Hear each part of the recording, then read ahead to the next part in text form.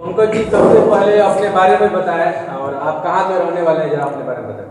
Sir, सबसे पहले तो आपके चैनल से जुड़े हुए सभी बंधुओं को तथा सभी छात्रों को साधुवाद, जय भीम। मैं पंकज कुमार अम्बेडकर छात्रावास संख्या 1 का छात्र हूँ। मेरा एडमिशन डीएवी पीजी कॉलेज में है। आप एक आरोप लगा रहे हैं, पप्पू चमार कह रहे हैं कि पप्पू चमार साहब की 10 आदमी को हाथ धुआ करके आप लोगों ने जैसे छल करके उनको यहाँ से जैसे बर्खास्त किया है और आप उस जगह पर विराजमान हो गए। नहीं, ऐसा कुछ तो नहीं है। चयनित होना और चुनाव होने में फ़र्क होता है। जब पहली बार इस कमेटी की गठन हुई थी तो चयनित हुए थे पप्पू चमार साहब। उसमें हो सकता है कि 10 लोगों ने हाथ उठा करके उनका समर्थन कर दिया हो, लेकिन इस बार का जो हुआ है उसमें 100+ छात्रों ने साइन भी किया, सिग्नेचर भी किया है।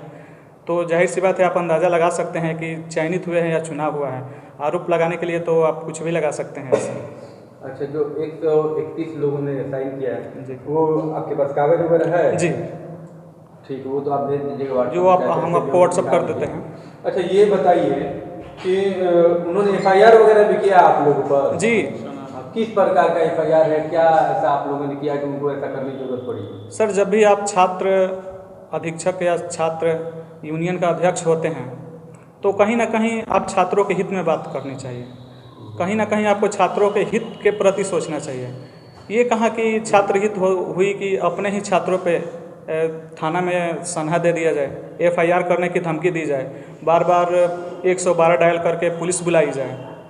जो उसी कमेटी के सचिव भी रहे हो, कोषाध्यक्ष भी रहे हो, उन्हीं के प्रति आप एफआईआर सनहा दे रहे हैं थाने में, तो ये कहाँ से छात्र हित की बात हुई?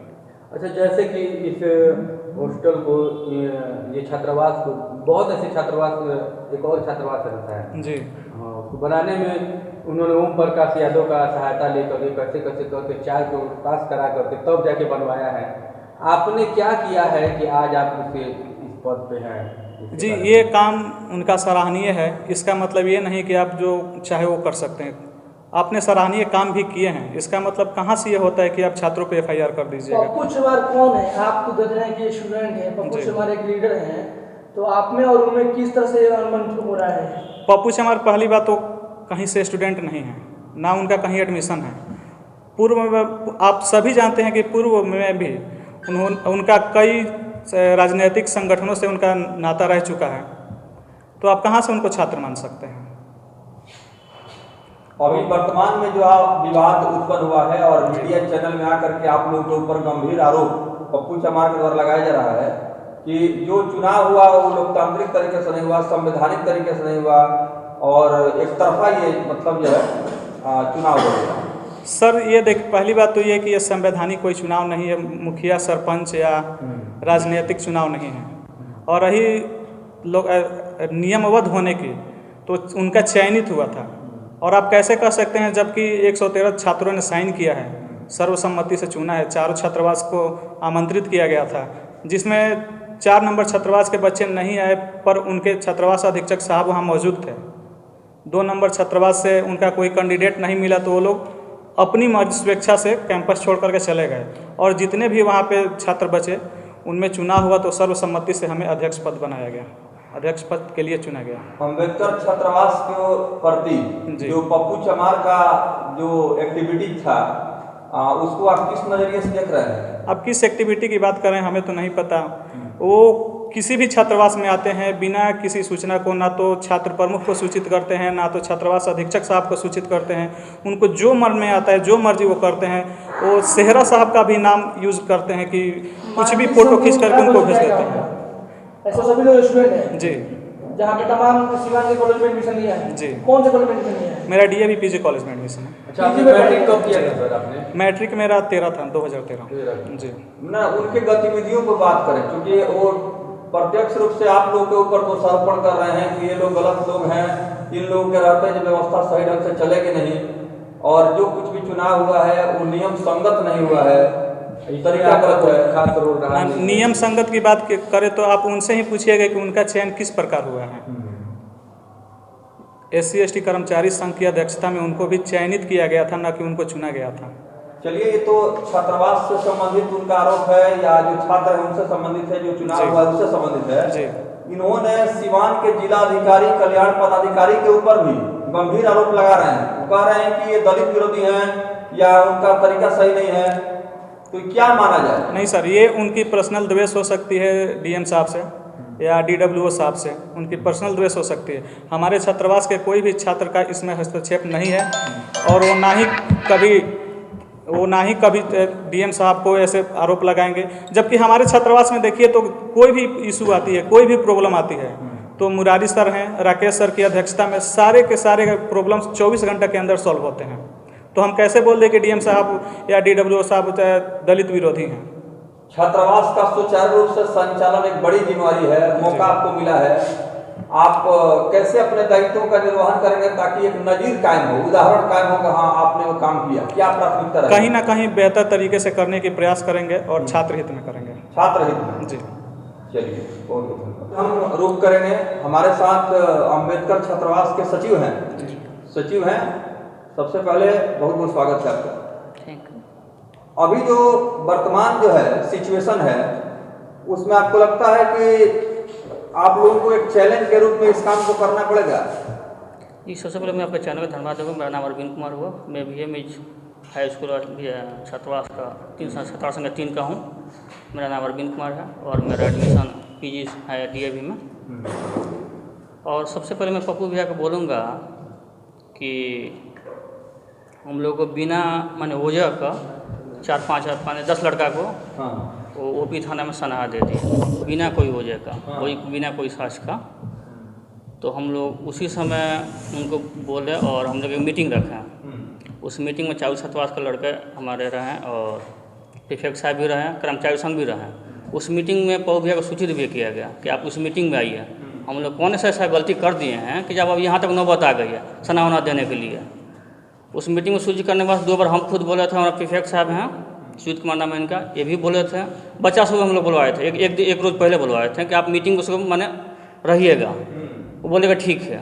उसके बाद वो मीटिंग में नहीं रहे। शायद वो मीटिंग में रहते तो ये नौबत नहीं आती अध्यक्ष हमारा चुनाव करने का। वो मीटिंग में रहते फिर देखा जाता क्या दिक्कत है क्या नहीं, उनको परेशानी हम लोग क्या दिक्कत है, ये नौबत नहीं है, यहाँ तक नौबत नहीं आती है।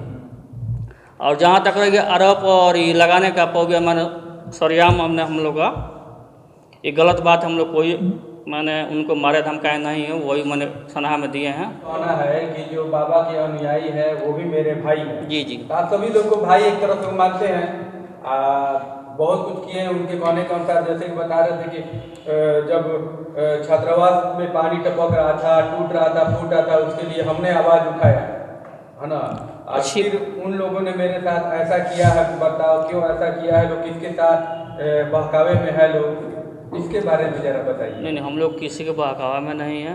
और रह गया हमारे कर्मचारी संग लोग, हम लोग गाइडलाइन करते, वहाँ से वो लोग पड़े हुए हैं। अभी वो लोग जहाँ कहीं ना कहीं ऑफिसर भी हैं, कोई टीचर हैं, कोई कुछ है। तो हम लोग कभी कभी हम लोग 1 माह में 2 माह हम लोग का गाइडलाइन के लिए हम लोग बुलाते हैं। चाहे कोई दिक्कत है, प्रॉब्लम है तो उनसे बताते हैं हम लोग, वो हम लोग को सॉल्व करते हैं। यहाँ तक हम लोग का जो हम लोग कल्याण विभाग का छात्रावास नहीं है, तो यहाँ तक हम लोग को कुछ आर्थिक मदद के लिए वो लोग देते हैं। अभी हम लोग का नलका खराब है, मोटर खराब हो गया, तो हम लोग 15-20 रुपये देने के लिए भी तैयार थे हम लोग। तब तक बीच में पप्पू भैया कुछ कारण बस हो गया, अभी तक नहीं हुआ। अच्छा, इस बात में कितनी सच्चाई है जिसकी, जैसे कि उनका कहना है कि आप लोगों ने 8-10 आदमी द्वारा मतलब कि चुना गया आप लोगों को, और उनके तरफ तो मतलब लगभग 150-200 आदमी है, कोई आया ही नहीं था। नहीं आने के कारण जो लोग बैठे थे 15-20 आदमी, 10 आदमी, वही लोग हाथ उठा दिए और चुने गए। नहीं सर, ऐसा कुछ बात नहीं है। वहाँ लमसम बच्चे वहाँ 150 लोग पहुँचे हुए थे और तब चुनाव कराया गया। ऐसा कुछ नहीं है कि मैंने 5 या 7 आदमी को चुनाव कराया गया। आरोप बेबुनियाद है, निराधार है। जी जी जी, इसमें कोई सच्चाई नहीं है। जी जी, इस मामले को उलझाने के लिए जी जी, इस तरह का अनर्गल बयान दे रहे हैं। जी, आप कोषाध्यक्ष हैं। जी जी, बहुत ईमानदार लोगों को कोषाध्यक्ष बनाया जाता है। जी क्या कुछ आपकी कोशिश रहेगी ये जो आरोप लगाया जा रहा है आप लोगों के मामले में मीडिया में आकर के, तो क्या कुछ कहना चाहेंगे, यह कितना सच है? देखिए, मैं कोषाध्यक्ष पद पर नियुक्त हुआ हूँ और चारों हॉस्टल के सहयोग से, जिसमें पप्पू भैया हमारे सीनियर छात्रगण को आरोप लगाए थे, जिसमें थाना में सनाहा ना दिए थे, जो बिल्कुल बेबुनियाद है। और चारों हॉस्टल के लड़का वहाँ पे उपलब्ध थे, तो अब हम सबको चुना गया, इसमें कोई निसंदेह है। ये मतलब बेकार की बातें हैं। जी जी बिल्कुल, इसमें कोई दूर दूर तक सच्चाई नहीं है दूर दूर तक सच्चाई नहीं। और इस मामले को ज्यादा गंभीरता से लेने की जरूरत भी नहीं है। बिल्कुल। आपके कहने का मतलब है। बिल्कुल जी। परिचय दे दीजिए। मैं बीजू कुमार, मेरा दरोगा प्रसाद में एडमिशन है, हाँ 3 नंबर छात्रावास का हूँ। सर्वप्रथम तो ये आपको इन्फॉर्म कर दे कि कल हम लोग का लेटर पैड इशू हो जाएगा, जिसमें हमारे कोषाध्यक्ष, सचिव, अध्यक्ष सबका नाम मेंशन रहेगा।